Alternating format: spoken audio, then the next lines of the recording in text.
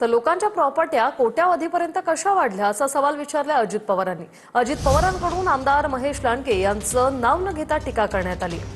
तर पिंपरी चिंचवड शहरात लुटारू गँग तयार झाली असंही अजित पवार म्हणाले। भ्रष्टाचारी राक्षसांचं दहन करण्यासाठी आम्ही मैदानात असं अजित पवार यांनी म्हटले। अजित पवारांची नाव न घेता भाजपवर टीका।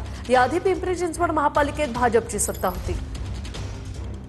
काही लोकांच्या प्रॉपर्ट्या कशामुळे वाढल्या, असा काय चमत्कार घडला, असं काय त्यांनी कामं करून दाखवली, असे काय त्यांची इंडस्ट्री आहे की आज एक कोट्याधीश चे मालक हे झालेले आहेत। मधी कुत्र्यांची नसबंदी काढली, भटक्या कुत्र्यांची 5 वर्षात 43,680 कुत्र्यांवर नसबंदी केल्याचा दावा केला।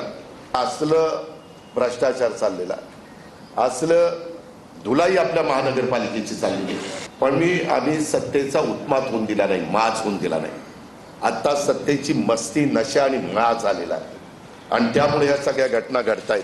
पालिकेच्या कारभारात पारदर्शकतेचा पूर्णपणे अभाव आहे। राज्यातील कोणाचाही वचक राहिलेला नाहीये।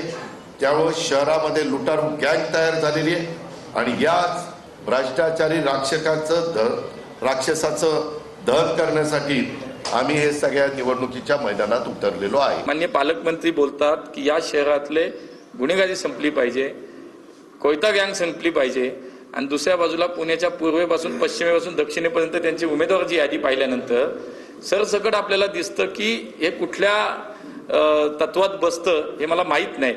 नक्कीच मला असं वाटतं की शेवटी राजकारण्यांनी, सत्ताधाऱ्यांनी या शहराच्या कायदा सुव्यवस्था सांभाळण्याची जबाबदारी स्वतः पहिली आमची आहे आणि त्यामुळे खरं तर कोण कोणाला दिली आहे तुम्ही नीट तपासा। एका व्यक्तीला परदेशात जायला कुणी मदत केली, जरा डोकं खाजवा, आठवा। पुण्यामध्ये एक व्यक्ती परदेशामध्ये पळून गेला की नाही, त्याला पासपोर्ट कुणी दिला, कसा गेला, काय गेला, याचं जरा नीटपणे चौकशी करा। आणि त्यांनी पण वेगवेगळ्या लोकांनी वेगवेगळ्या निवडणुकीमध्ये कुणाकुणाला उमेदवारी दिलेली आहे गेल्या 15-20 वर्षात, ह्याचं